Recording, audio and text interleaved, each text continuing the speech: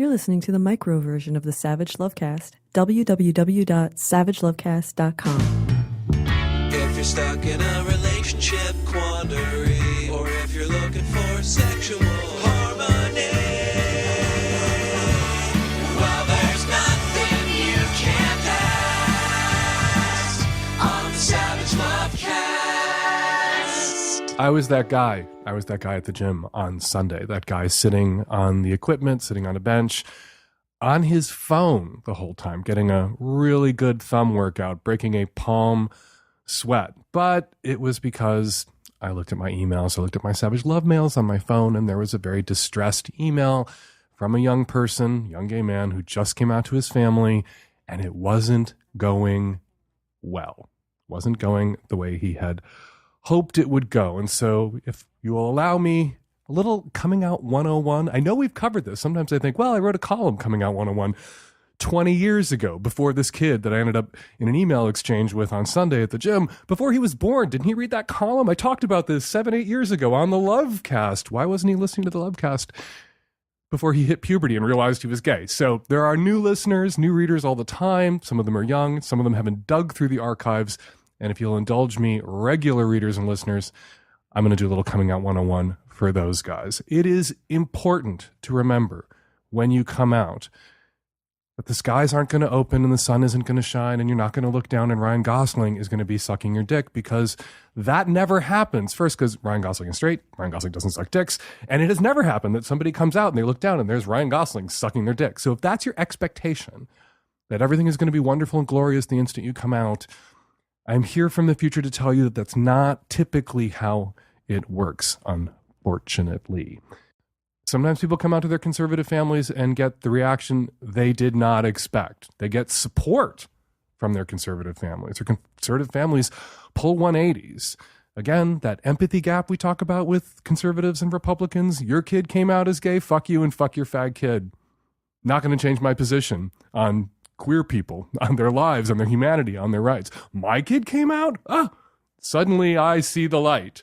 And that's good when you see people choose their own flesh and blood over their biases and over bigotry, but we should all be able to choose flesh and blood, whether it's ours or not, over bias and bigotry. Republicans, conservatives tend to have a problem with that. Anyway, sometimes people come out to their liberal parents and get a reaction they didn't expect. The liberal parent who is fine with other people's children being gay, not so fine with their own kid being gay or lesbian or bi or trans, and they freak the fuck out.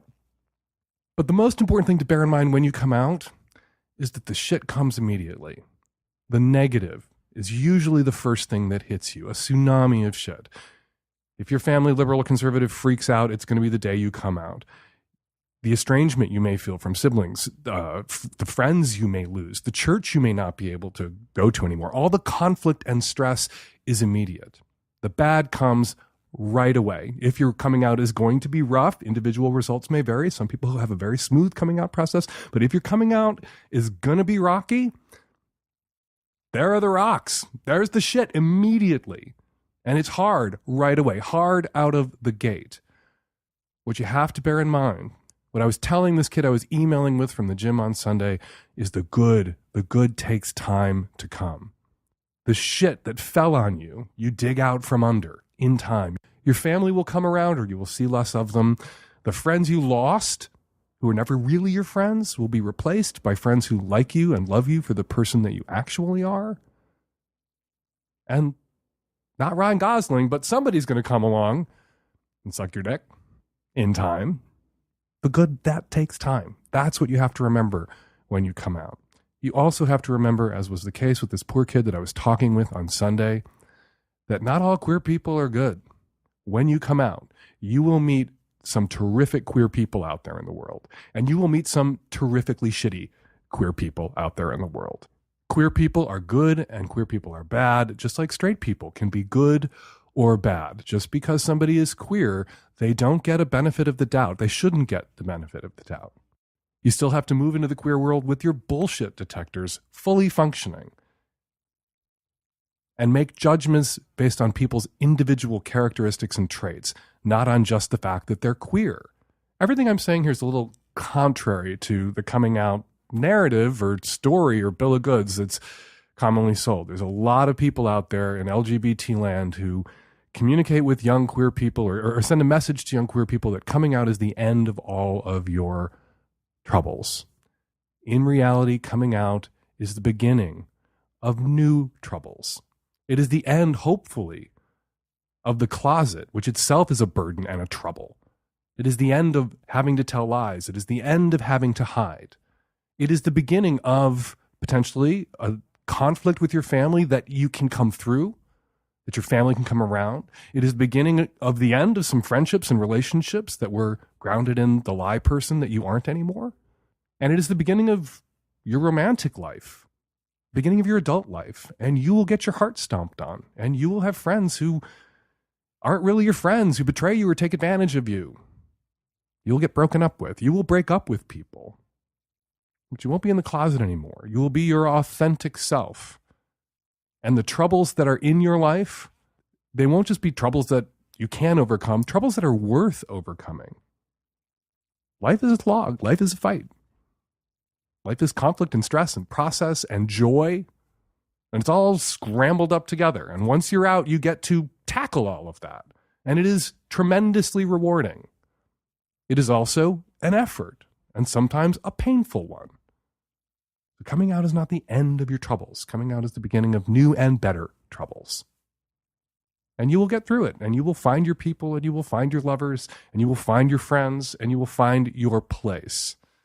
And your place isn't with every queer person you're ever going to meet, because you're not going to like every queer person you're ever going to meet, and every queer person you meet is not necessarily going to like you.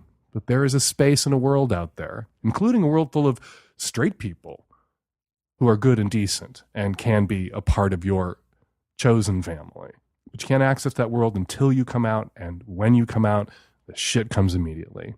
Ryan Gosling sucking your dick, or someone who resembles Ryan Gosling sucking your dick, that comes later. That comes in time. Coming up on today's show, tons of your Q, lots of my A. Dr. Sarah Pentlicky from Planned Parenthood is here. She tackles a medical question with us on the micro edition of the Savage Lovecast, and a bunch more questions on the subscription Magnum edition of the Savage Lovecast that you can subscribe to at savagelovecast.com. It's a longer show, more questions, more guests, more segments, no ads. Go to savagelovecast.com if you want the longer ad-free version of the Lovecast. And now your calls. This episode of the Lovecast is brought to you by s.e.x. Incredible art printed on phone cases, wall art, pillows, apparel, comforter covers, and more. Go to society6.com/savagelove and enter my code SAVAGELOVE at checkout to receive 20% off your first order. Today's episode is brought to you by Stamps.com. Stamps.com brings all the services of the U.S. Postal Service right to your fingertips. Buy and print official U.S. postage for any letter, any package, any class of mail using your own computer and printer. And right now you can enjoy the Stamps service with a special offer that includes a 4-week trial plus postage and a digital scale. Go to Stamps.com, click on the microphone at the top of the homepage, and type in my code SAVAGE. That's Stamps.com, click the mic, enter SAVAGE. This episode of the Savage Lovecast is brought to you by Casper, the online retailer of premium mattresses for a fraction of the cost. Save $50 toward a mattress purchase by going to casper.com/savagelove and entering the promo code SAVAGELOVE.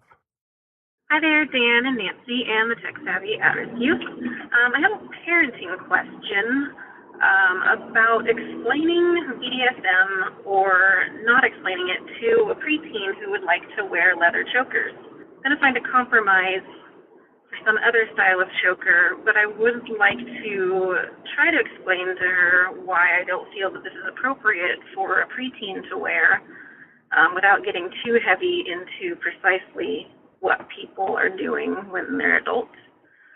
We are definitely trying to raise her in a sex-positive way and don't want to hide that people are going to be doing a variety of things later on in life, but want to discourage a young girl from wearing a leather choker with a D-ring in the front.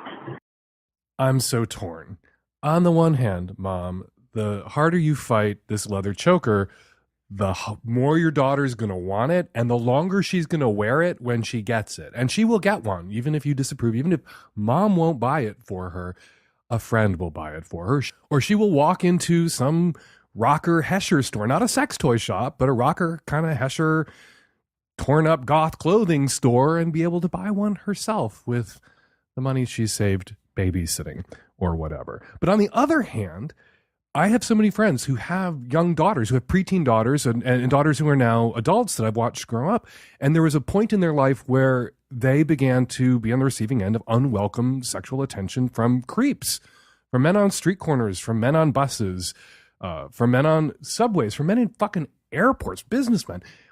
Unwelcome, unnerving, fucking inappropriate, lascivious looks or comments, sometimes touching. And so if I was the parent of a preteen daughter, I would be concerned about her wearing something that for many people sexualizes the wearer, and maybe an invitation to initiate a conversation with the wearer about their fashion choices. That is a gambit to pivot to a conversation about sex that your daughter, your preteen daughter, may not want to have.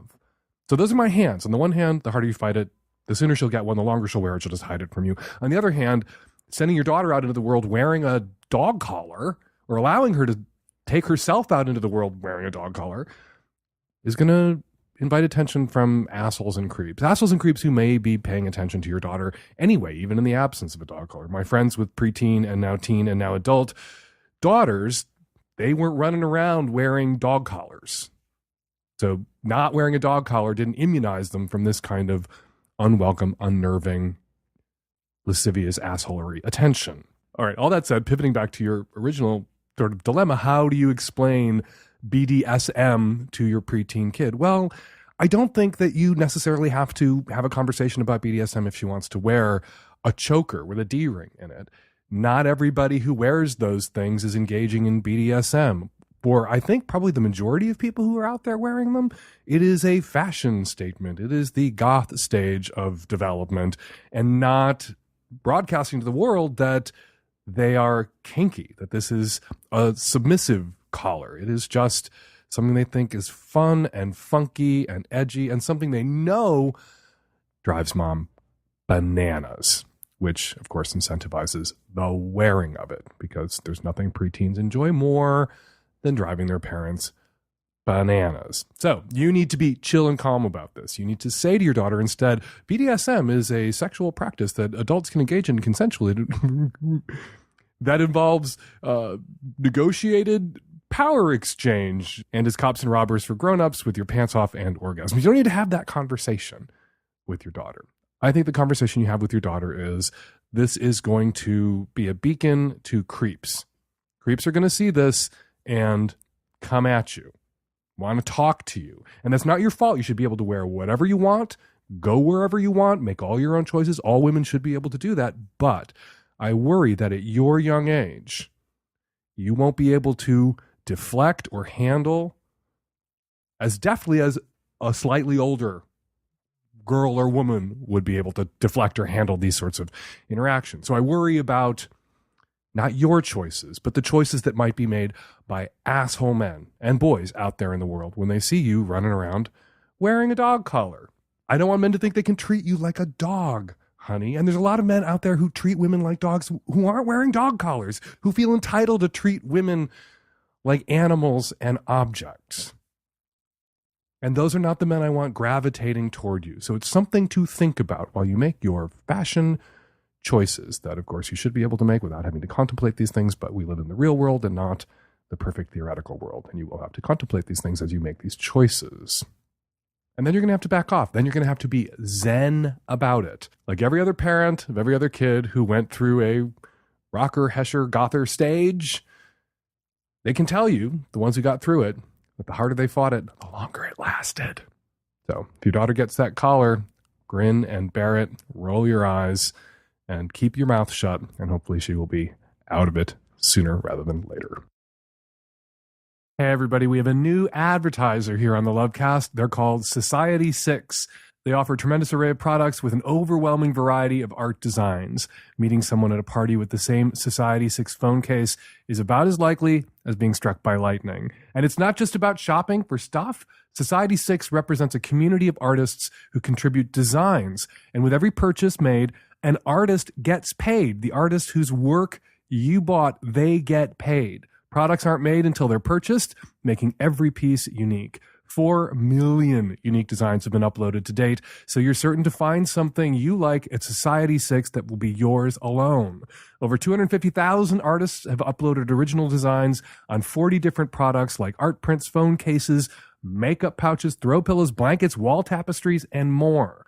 If you see a design you like, you can find other designs by that same artist or that same design on a variety of products. And it's really fun poking through the site and also their blog. It's like a rich, arty new world. Nancy went on a bit of a shopping spree when she checked out Society 6 herself and got a phone case and a comforter with a sperm whale design on it because, of course, she did. There's just a ton of stuff at Society 6, and you have to check it out to understand. For the love of art and to support artists all over the world, go to society6.com/savagelove and enter my code SAVAGELOVE at checkout to receive 20% off your order plus free shipping. That's society6.com/savagelove. Enter code SAVAGELOVE at checkout to receive 20% off your order plus free shipping. Amplify your lifestyle with perfect artwork. Don't wait. Go to Society 6 and discover. Hi, Dan. I'm a single heterosexual woman. And so a while back, maybe 8 months ago, I'd just gone through a breakup. And so I was kind of just looking for a no strings attached sexual relationship. So I went to Craigslist and I found someone and we had a great night, and we ended up hooking up very regularly for the last 8 months, like at least once a week. And, I thought, oh, it was great. We're sexually compatible. There's no strings attached. That's just what I need right now.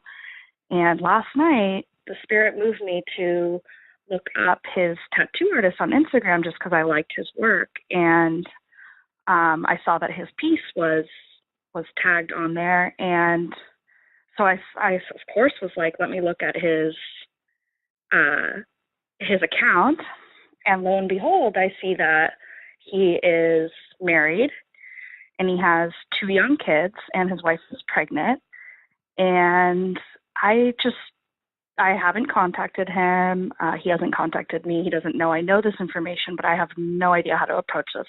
I want to yell at him and say he's an asshole, but I'm also trying to take the high road. Anyway, I would love your advice on this. Thank you. What part of no strings attached Craigslist hookup don't you understand? Yeah, if he's cheating on his wife, who's pregnant at home with their other 2 children, that's kind of shitty. But you don't know what's going on with his wife. You don't know if they have a DADT arrangement. You don't know anything. All you know is that you met a stranger on the internet, on a hookup chunk of a larger site, on a hookup site, on Craigslist, who was looking for sex with, again, no strings attached for reasons. Now you know what those reasons are. Maybe he and his wife don't have a strong sexual connection. Maybe he is cheating on her like crazy and is a complete cat and an asshole, but you don't know. You can talk to him about it. You can ask him about it. You can tell him how you innocently stumbled your way to his Instagram account.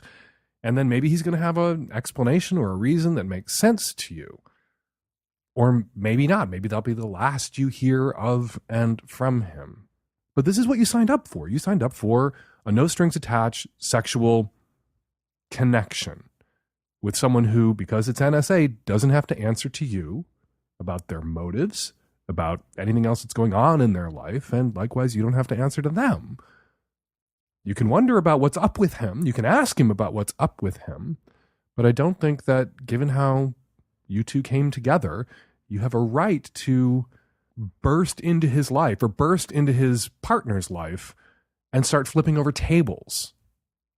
Maybe he's just fucking around right now while the kids are young and the wife is so stressed out, and maybe the sex has collapsed, and seeking a partner just for sex outside his marriage is making it possible for him to stay married and stay sane. And there's a light at the end of the tunnel. There's a point at which their 2 or 3 kids are not going to be so tiny and helpless and not be so exhausting for mom, and hopefully for him too. Hopefully he's pitching in too, and their sexual connection will reestablish. I've heard from couples where that's exactly what happened.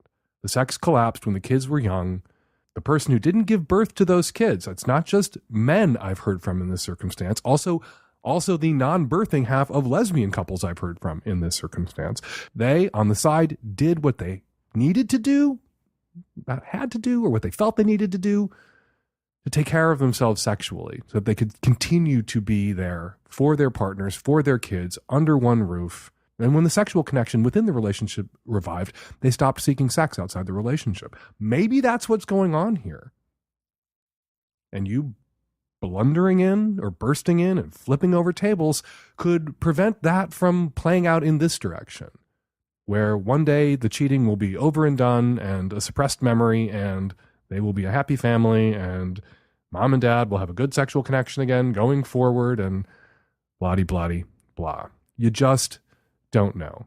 And the terms of service here, the implied terms of service, when you're having NSA sex with someone, that you don't get to be judge, jury, and executioner when you find out something about the reason why they were seeking NSA sex with you. If the reason why someone was seeking NSA sex with you offends your scruples, offends your moral code, you stop fucking that person.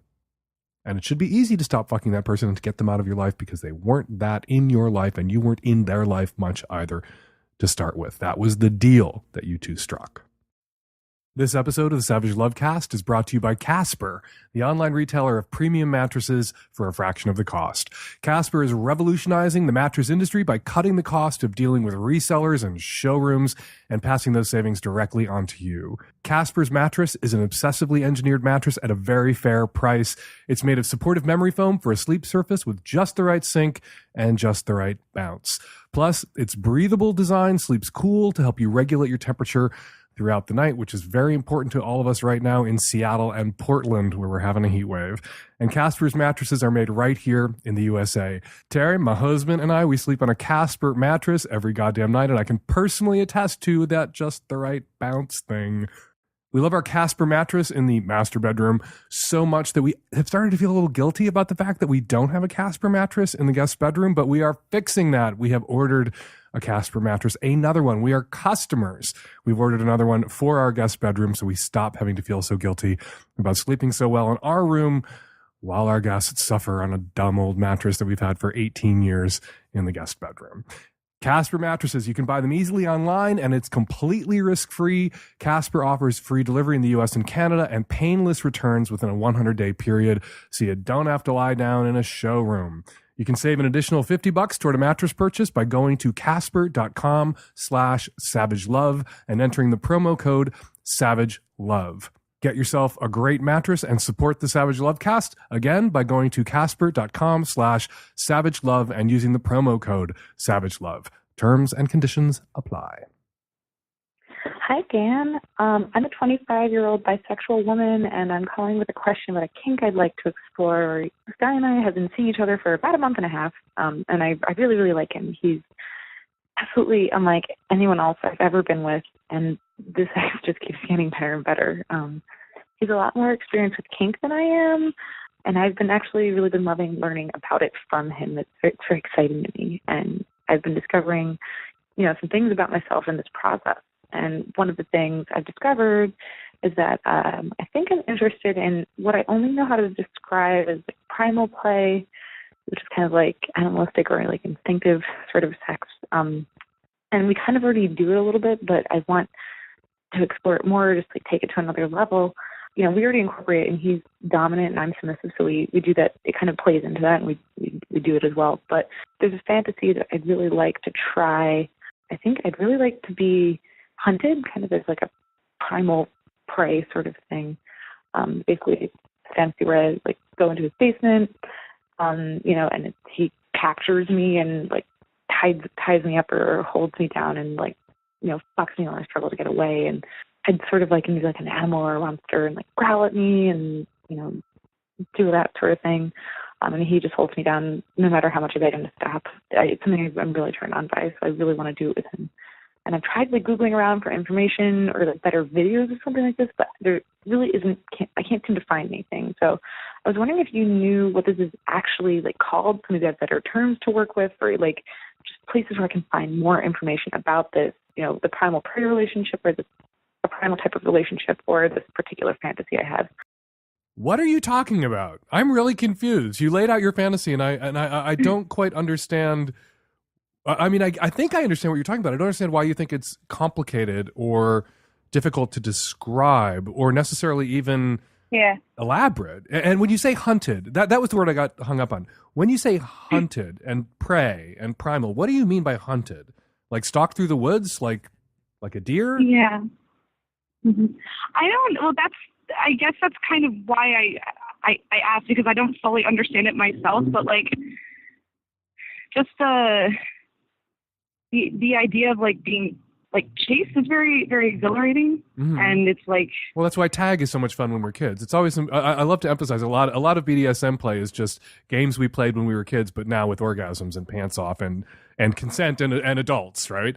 But you know, we played this game Catch One Catch All when I was a kid, where in the neighborhood I grew up in Chicago, where eventually, you know, it started out with one person being it, and they would run around and hide and then tag people, and it eventually turned into one person wasn't it, and like 300 other kids were, and that kid was being stalked, and that kid was the prey for this huge group, and that was, like you said, it was exhilarating. That feeling of being stalked and hunted. But then you said something about being, you know, in his basement, and I was like, what, you're being hunted in his basement, or you're like kidnapped off the street and taken to a basement? What is it what's your fantasy when you masturbate? What runs through your head? Yeah, well, so this actually, I realized, harkens back to something that I had it was like a seminar I attended in college, where this woman who she's like a sexologist, don't exactly remember her name, but she was talking about like just like you know, communicating with your partners what you want. And mm-hmm. she told a story where it was like she explained that she had this fantasy where she wanted someone to like screw her with a monster mask on, and like the story she told was really funny, so, and I won't get into it, but that's just Beauty and the Beast shit. I guess I kind of like realized that after the call, I was like, this seems a lot like Beauty and the Beast kind of, but I don't I've tried Googling this stuff, and there like nothing of relevance or interest comes up to me. Well, but I think this is so much simpler than some elaborate BDSM scenario. You are aroused by the idea of being ravished, being taken, being held against your will, being held down. It's not even like you need a bunch of BDSM gear or a fully tricked out dungeon to realize this. And this is a really common fantasy. This is a really common fantasy among women. A lot of women, you know, sometimes a lot of people will call them rape fantasies, but it's more accurate, and a lot of people are more comfortable with, and I support this choice, to call them ravishment fantasies, because you want to be taken by someone you want to be taken by. You want to be ravished. Yeah. And you want to be able to say no and stop and have a safe word that would make it stop, so that if things got out of hand, you can call a halt to it or pause it and then renegotiate and jump back in. But your fantasy, right? I think you're overthinking it. Yeah, I mean, I think I'm maybe also overthinking it, because I haven't been seeing him that long, but I guess I don't really have a whole lot to lose, because he's very open-minded and I haven't scared him off yet. So, well, then tell him or have him listen to the show as we unpack what this fantasy is. You know, and this is not a hard one to make happen. You know, I don't think that you want to be, you don't want to stage something where you're kidnapped off the street, because that would alarm others and make others feel unsafe. I know, it's definitely not something like that. But what I will say, last night, he and I we went out last night, and it was like we'd gone to a show, and it was like kind of a long evening, and then we were walking home, and there was this empty parking lot where we ended up playing tag, and it was really, really exciting. I think it was kind of moving in the direction that I want, like I guess I'm just trying to figure out what kind of feeling it is that I want, and then replicate that feeling. The most dangerous prey, and catch one, catch all. You want to be the only person in a game of catch one, catch all who's not it, who's being chased down. Something about running around and being chased gets your adrenaline pumping, and something about adrenaline pumping when we're adults ties in our junk in a way that it didn't, thank God, when we were kids. Yeah. And you want that feeling, and I'm sure there's large public parks where you can get that feeling. Near where you live. Yeah, that's good. And just so you said it's called ravishment, right? It's kind of what we were talking about before, then. Yeah, ravishment, and then he takes you and holds you down, and you know, quote unquote, forces you to do something that you would like him to do, to and with you. Yeah. But if you want to beg him to stop and he knows not to stop, you have to have a safe word that's like from left field, like Scaramucci or something that no one would ever actually say during sex, so that that's a really good safe word. Yeah, Scaramucci, I think, can only exist now as a safe word. And Scalia was another safe word choice I was endorsing about a year and a half ago. You want to have a safe word. So particularly if you want to beg someone to stop and they know not to stop, you got to have a safe word. But this, I think the reason you are so nervous about this is this fantasy really is, it means a lot to you, and it turns you on a lot, and it turns you on to talk about it. And then you begin to bumble and fumble, not because you can't articulate it, but because articulating it arouses you. And that makes it harder to talk about. Like you get a little shaky when you try to describe something to someone that you would like to have happen, and you're describing your fantasy, and you part of your erotic imagination is living that fantasy while you're describing it. So it might help if you wrote it down for him. Yeah. And maybe that's a really good idea. Maybe not an email. It sounds like you've just started fucking around with this guy. Like write it down on a piece of paper and share it with him. Yeah. That's actually a really good idea because I'm often, I think I can express myself better in writing anyway. So, I can write it on a piece of paper and I can have him read it and we can talk about it. And it's simple. What you're after is simple. Okay. Find a big public park where he can chase you down. Be sure to have big smiles on your face and laughing if there are other people around so that people don't think that you are a woman in distress, so that some open carry asshole doesn't start shooting at your boyfriend or nobody calls 911. But if you are alone, like have him really chase you down and carry you back to the car and drive back to your place and drag you down to the basement, and then you're just being ravished. Yeah. That sounds great. I think I should put that in writing. You should. And if you want him to wear a monster mask, like tell him that too. Yeah, I'm pretty sure he'd be up to it. He's a very weird, eccentric guy just like me and has all kinds of fun props. So I think that we could probably work something out. That's also something that makes it harder to talk to him about it. You have this fantasy, you've probably had it for a long time. Yeah. You're finally with someone who, if you share this thing, it's going to happen. Yeah. And that makes the stakes higher? Yes. Well, you had good practice here describing your thing and what you want to have happen with someone who's never going to do it with you. That's me. And that should make it easier to go to this guy and tell him what you want. Or just have him put the earbuds in and listen to our conversation. Yeah. All of that sounds great. I actually just turned him onto your podcast, so I hope he starts listening to it. There you go. Problem solved. Problem solved. Thank you, Dan.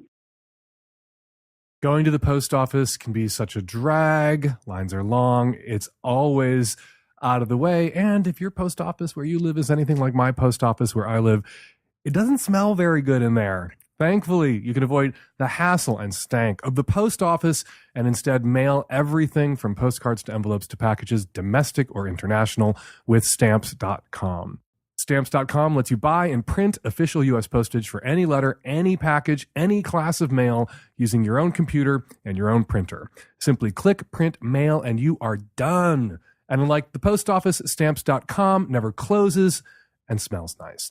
Print postage for letters or packages at your convenience 24/7. Plus, they'll send you a digital scale that automatically calculates exact postage and help you decide the best class of mail based on your needs. You can even get discounts you cannot get at the post office. Stamps.com brings all the services of the U.S. Postal Service right to your fingertips. And right now, you too can enjoy the Stamps.com service with a special offer that includes a 4-week trial plus postage and a digital scale without long-term commitments. Just go to Stamps.com, click on the microphone at the top of the homepage, and type in Savage. That's Stamps.com, enter Savage. Stamps.com. Never, ever go to the post office again. So joining us now is Dr. Sarah Pentlicky, staff physician at Planned Parenthood for the Great Northwest and Hawaiian Islands. Thank you for coming in. Thanks for having me. We get a lot of questions, people with medical questions, people with questions about sexually transmitted infections and birth control, and I always think we should have somebody from Planned Parenthood drop by. Huge supporter. Love you guys. Love the work that you do. Think it's so important, and am endlessly frustrated by the grief and the bullshit that gets heaped up on Planned Parenthood by the opportunistic, sexist, sex-phobic assholes of the world. Well, thanks for your support and your empathy for our struggles. And yeah, I'm happy to be here to talk about sexually transmitted diseases, Health. contraception, health. How long have you been a staff physician at Planned Parenthood? Just over 3 years. And where did you come to Planned Parenthood from? Right from medical school? No, I was in Philadelphia at the University of Pennsylvania before it. And why go work for Planned Parenthood? It's such a high fire position in a lot of ways. Like, there are a lot of people out there who think that everybody works for Planned Parenthood has horns. Why was it important to you to work for Planned Parenthood and work with Planned Parenthood? Particularly because of the mission and the overall goals of the organization, I think really align with why I do what I do and why I became an obstetrician gynecologist. Mm-hmm. So it really felt like I was fulfilling sort of all of that training to be at Planned Parenthood to do that work. And how much time do you get to spend in the Hawaiian Islands? None. None? But it's in well, for vacation. It's in your title. I know. Maybe one day. Maybe somebody's listening and they'll send me to Hawaii to do some work. Can you put in for a transfer to a Hawaiian island? Possibly, yeah. Which one would you transfer to if you could? I've only been to Kauai, so... Me too. I've only been to Kauai. It would be lovely. Let's go together. We can open a clinic. Perfect. That sounds I'll great. be the receptionist because literally it's all I'm qualified to do is answer phones and take calls. I think you'd be great at it. Oh, thank you. That's very sweet of you to say. If, there's one thing that you want people to keep in their minds when they hear Planned Parenthood in the news, when they hear the name of the organization, what is that one thing that you wish came instantly to mind? Quality, accessible healthcare. Not just for women. Not just for women. For men, women, all people. And not just sexually transmitted diseases, not just pregnancy counseling. We do primary care and lots of other services that people need. Including abortion services. But that we are really a full service healthcare facility, sometimes the only clinic that people have access to in certain parts of rural America. For basic healthcare needs, for cancer screenings, for... even hypertension screenings, diabetes screenings, depression screenings. So it really is a facility with full access to healthcare for all people. And today you're going to be a full service sex advice professional on my Goofy Sex Advice podcast, and I'm so glad to have you here. Thanks. I'm happy to be here. Ready for your first question? Ready. Here we go. Hey, Dan. I am a 30-year-old straight woman calling from the East Coast. My question is for the Planned Parenthood physician. I got an IUD about 6 months ago. So the first 3 months, I essentially had my period nonstop, so I didn't really pay close attention to it. And now that it's kind of started to even out, I've noticed the smell is a little different. So my question is if an IUD can change the acidity or the pH balance in your vagina, because at first I thought it was just summertime, but I've had this body for 30 years and I know how things smell. So I'm thinking maybe it's the IUD. It's not a very pleasant smell, and I'm not really a fan of it. So if it is the IUD, and it's now affecting my period, I'm probably going to have it yanked and go back into the pill. But maybe if I just need more time for it to kind of even out, which is basically what all my friends are telling me. They're like, it's great, just wait for it, and, everything will figure itself out in time. But it's been half a year. So I'd love to know if they have any input on that and what I should do about it. Thanks so much. So, can an IUD change the pH balance of your vagina? Can it make you smell in a way you didn't smell before? Or could this be a coincidence? There are lots of people studying this, not so much studying the pH changes, but whether or not IUDs can change the bacterial makeup of the vagina. Mm-hmm. Which affects scent. Which can affect scent, which can affect potentially pH down the road. But people are starting to look at whether or not IUDs affect flora. The data are a little equivocal. There does seem to be some studies that show that there are some changes, other studies that aren't. One thing that is key is the fact that she switched from birth control pills to an IUD. There is some thought that birth control pills do change the flora, perhaps even in a beneficiary way to increase the good flora of the vagina, flora being bacteria. And a quick programming note, there are bacteria in your gut, there's bacteria in your ear canals, there's bacteria in your mouth. It's not like the vagina is home to bacteria and the rest of everyone else's bodies are free from this kind of flora. We are walking flora boxes. Absolutely. And we need that flora, and we need it in certain amounts of each bacteria to have a healthy balance in the gut, on our skin, in the vagina. I just didn't want people out there who are stupid to suddenly go, ew, vaginas are full of bacteria. No, you are full of bacteria. Correct. We are all full of bacteria. But thank you. Yes, true story. Birth control pills potentially can improve the flora of the vagina, so that the fact that she switched from birth control pills to an IUD also could have been not a coincidence, but that's what changed. And not so much that the IUD caused this, but that the pills were actually doing something to prevent this. Or just be different, not necessarily even good or bad, that it's just different now. So someone who's going through this or having this particular problem, what do they do? Remove the IUD, go back on birth control? Do you do your own controlled study? Well, my How do you first solve this question problem? is has she actually gotten checked to see if she has something called bacterial vaginosis, which is something that just does happen for lots of reasons. And one of those reasons could be the fact that she was bleeding for so long. Sometimes having blood in the vagina for a long period of time can change things. So my first thought is for her to make sure that she doesn't have bacterial vaginosis. And what is bacterial vaginosis? That's an overgrowth of a normal bacteria that is now in too high of a level and is causing, usually causes discharge and causes a bad smell. And it's treatable. So if that's what it is, she can go in, get tested, get treated, and potentially this smell will go away. And that's what my hunch was initially. Like, could it be a coincidence? Right. That at the same time, roughly, that she was getting an IUD, she and developed the a fact case that of bacterial vaginosis. Right, especially because she was bleeding, as she mentioned in the beginning. So that could be a perfect setup for her to have bacterial vaginosis. It could also be that things have changed and they're not bad; they're just different, and that's up to her. If it doesn't get better, it doesn't change better in her mind. I don't know that there's anything necessarily wrong. That she prefers to be on pills because of what her experience is in terms of what the smell is or what it feels like for her. So the first advice is get to a clinic, get tested, figure out whether you have bacterial vaginosis or not, and then figure out whether it was the pill or not. Right. Going off the pill or not. That could have, and if it was going off the pill that resulted in her having this different smell that she finds unpleasant, does that mean then she needs to go back on the pill? I mean, it's an option. Certainly, it depends on what her goals are for contraception. An IUD is going to be a more effective method. So if efficacy is her primary goal, she may still choose to use the IUD instead of the pills.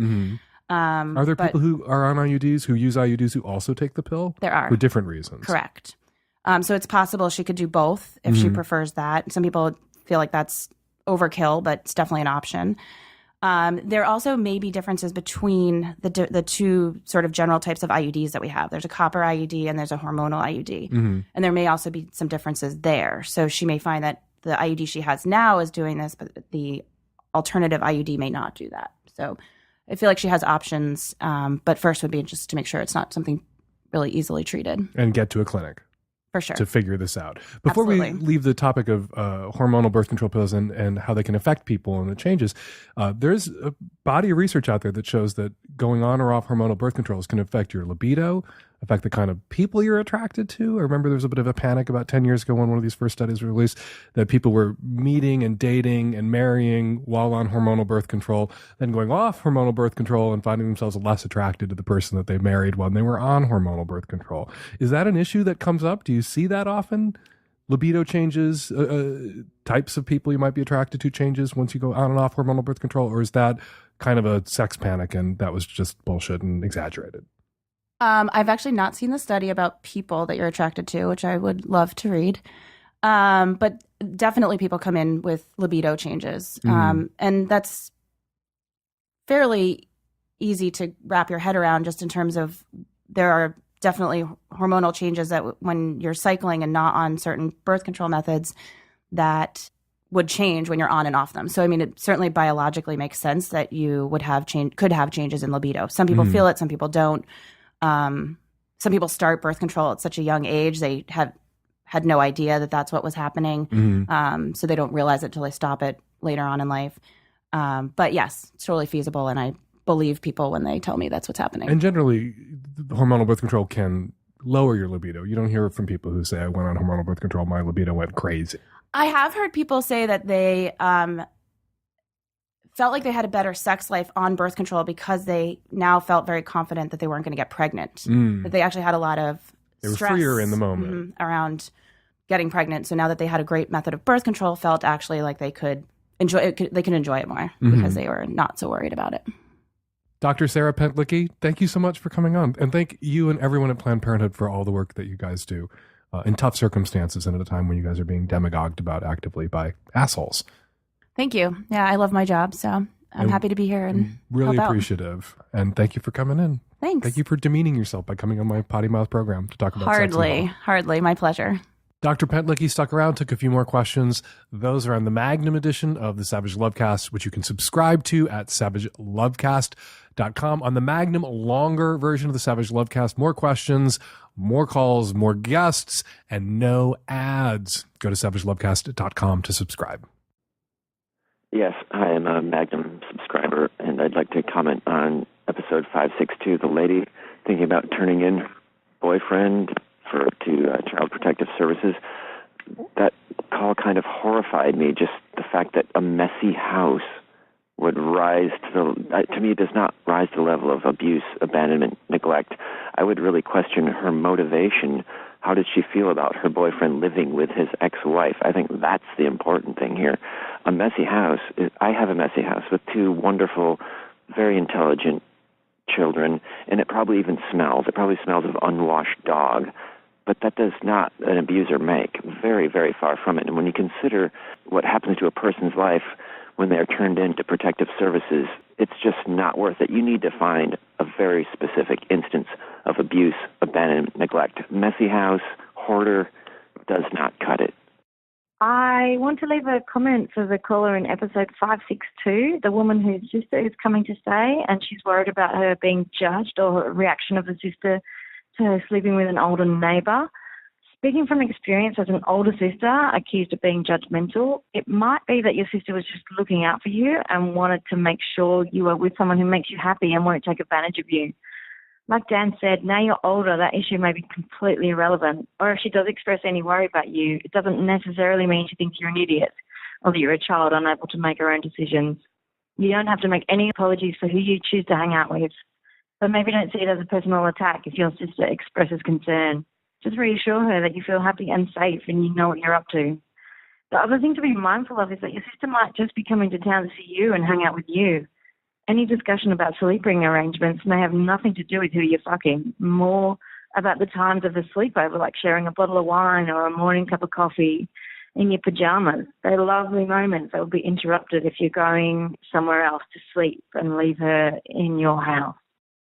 Hey, Dan. I'm calling in response to episode 562 and the woman feeling scripted in a cuckold relationship. I'm the bottom in a gay cuckold relationship and have for sure been guilty of giving a script to my man before, too. Dan's right. We have all these particular fantasies, but sometimes it's even hotter to be forced out of that fantasy by your partner. There's one trick that you can do that may very well help get both of you what you really want. Your cuckold partner actually probably wants you to take control, give commands, and enjoy your sex more fully than you do with your partner. So try admonishing him for being needy and tell him to give you space. Turn it around on the cuckold. When they get pushy, say, look, this is my sex, not yours. You'll get what you get when you get it. And if you don't like that, I'll still get what I want and you'll get nothing. If you take charge in a forceful way, you'll likely get what you want, the freedom of spontaneity, and your cuck will get what he or she wants by having that lack of control and jealousy. Win-win for both of you. And we're not going to leave it there quite yet. We want you guys to support Planned Parenthood the way Planned Parenthood supports you guys. Planned Parenthood is there for you. Be there for them at this moment. It is particularly important. Join me in going to plannedparenthood.org, clicking donate, and throwing some money their way. I know people sometimes feel like if you don't have $500 or $1,000 to donate, that it's not worth your time or trouble. If you can only spare $5, why bother? You should bother, even if it's just $5, because an organization like Planned Parenthood, it's not just about the amount of money they raise, it's about the number of supporters they have out there in the world, the number of donors they have out there in the world. They can point to those numbers, the amount raised from the big donors and the small donors, but also the number of donors, the amount of support that they have out there to refute the lies told about them, about this worthy and wonderful organization by the right. So even if you can only spare $5, go to plannedparenthood.org and throw that $5 their way. All right, that's where we're going to leave it. 206-302-2064 is the number here at the Savage Lovecast. If you'd like to record a question or a comment for a future show, give us a buzz, 206-302-2064. 864. Go to itmfa.org. Impeach the motherfucker already.com and buy a hat, a lapel pin, a t-shirt, a bumper sticker, a button. All proceeds benefit Planned Parenthood, the International Refugee Assistance Project, and the American Civil Liberties Union. itmfa.org. Follow me on Twitter at Fake Dan Savage. Follow Planned Parenthood on Twitter at PPACT. And a big thank you to Dr. Sarah Pentlicky from Planned Parenthood for coming on today and fielding medical questions with me. She was awesome, and we hope to have her back soon. Savage Lovecast is produced every week by Nancy Hartunian and me and the tech-savvy at-risk youth. And Nancy, all of us in our ITMFA t-shirts. We'll be back at you next week with our installment of Savage Lovecast. Thanks